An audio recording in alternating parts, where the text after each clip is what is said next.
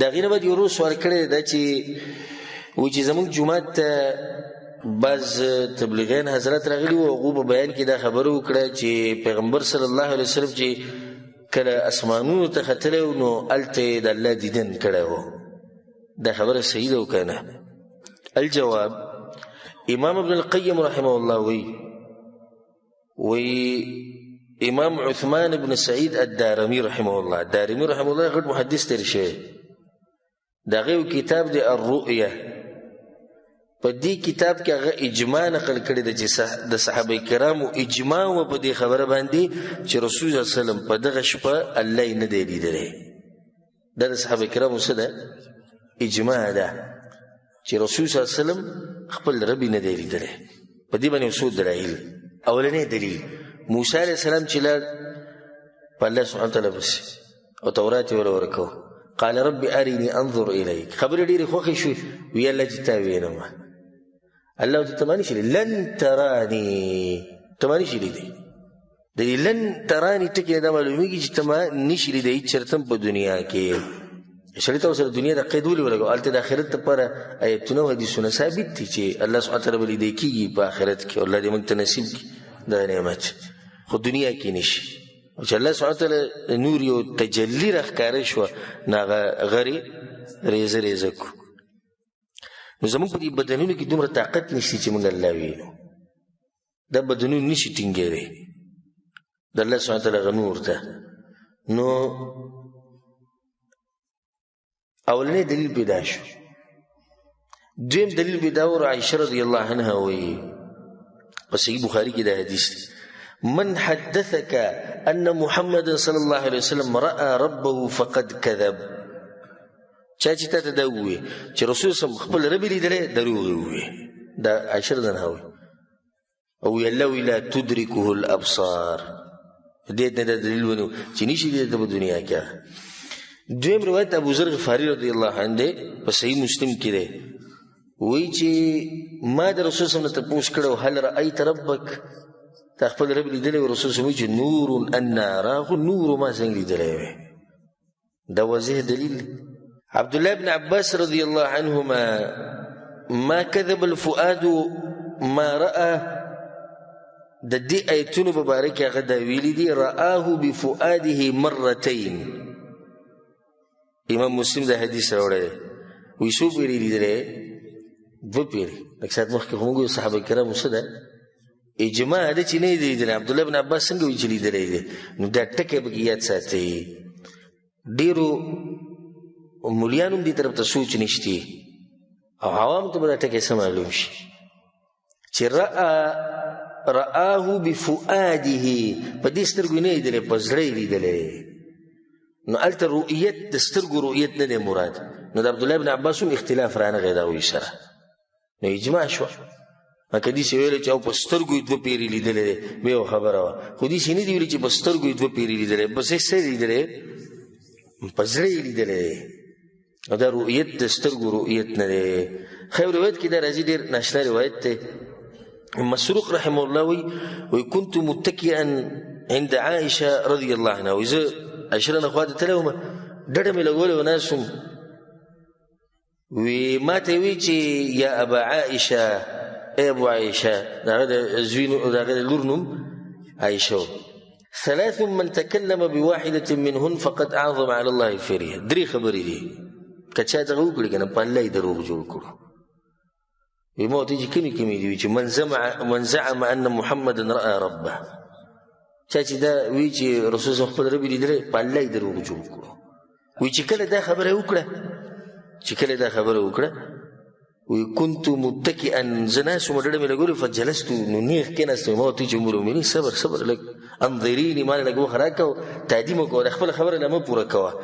ولې الله نه دي ویلي په قرآن کې چې ولقد رآه بالافق المبین؟ بره اسمانونو په کنارو کې پیغمبر صلی الله علیه وسلم چې نه هغه لیدلی، دا ضمیر ولې الله ته نه راځي؟ او ولې الله نه وی ولقد رآه نزلة اخرى؟ په دویم پیر بیا ولیدو. لکه بعض علما د سورة النجم د اولنی دغه ایتونه چې لید دا په دې لګوي چې یعنی الله یې لیدلی.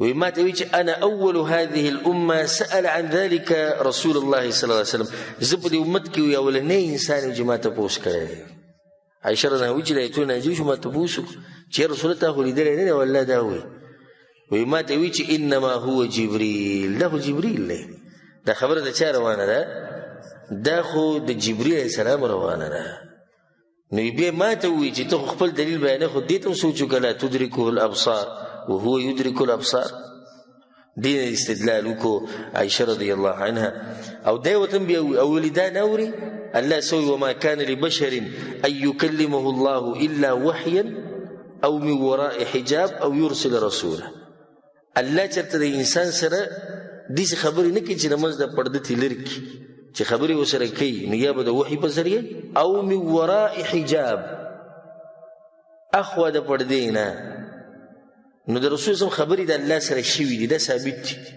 خو په منځ کې سوا پرده وا لیدلی نه دی خپل رب نو یا به سره خبرې کوي د وحي په ذریعه زړه ته به ورسره خبره وراچي او یا به د پردې نه اخوا او یرسل رسوله یا به یو ملک راولېږي په ملایکو کې او په روایت کې دا راځي په صحیح مسلم کې دا چې کوم روایت دی په کې دا دي چې ده ورته ووایي د مسروق عایشه رضی الله عنها هل رأى محمد صلى الله عليه وسلم ربه رسول سم خپل رب لیدلو ما تویج سبحان الله لقد قف شعري لما قلت په بدن مې دا ویختو درې تاجر کوم تاسو او به دغه تفصیل ما توک نما ابن حجر رحم الله هم د صحیح بخاری په شرح کې دا خبره کړې ده چې دلته د صحابه کرامو نه خدغه واضح دي د عائشہ نه نور چې رسول سم د خپل رب دې نه کړي او عبد الله ابن عباس نه درغلي دي چې دوه پیری لیدل دي ناغم دا ویل دي چې دیږي کې د لیدونه څه مطلب شو د زړه دې شو د سترګو لیدل نه دي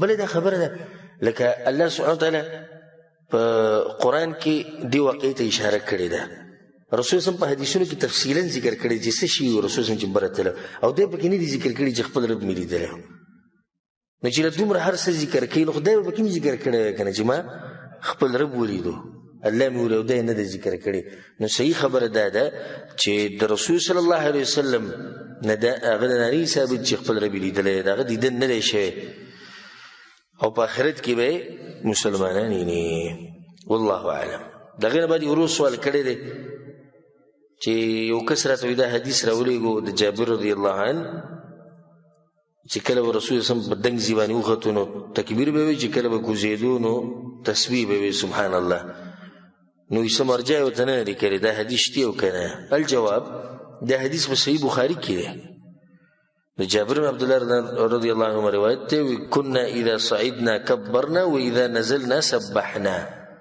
موږ د رسول سره په سفر روانو چې دنګ زیوانی به وروختو نو تکبیر به مو وي چې به کتره کوزیدو نو سبا مو وي سبحان الله به مو وي وجه دې ده چې تکله بروخي چې کنه ځان دې شي دنګ ښکاري شي لوی ښکاري شي زړه کې دې سره شي نو تکبیر الله اکبر الله ټول نه لوی دی راکوزيږي چې کمزورتیا ده راکوزي ده نو سبحان الله الله پاک ته د هر کمزورتیا نه د هر نقص نه د هر نقصان خودلته سوال په ځل کې دا راځي چې دا موږ چې په دې کور کې لکه مثال کې په پوړو خيجو الله اکبر بووي وکنه چې راکوزي سبحان الله بووي وکنه ندی کې د علماء اختلاف دی اولنی قول لري چې سید چې حدیث د سفر مبارک دی چې رسول سره موږ په سفرو خدا خبر عامه ده او دویم خبره ده د محققین علما دا دویم قول چې نه دا په دغه پورې خاص ده د سفر پورې چې د رسول سره دانی نقل چې هغه په عام اوقاتو کې هم دا چل کړي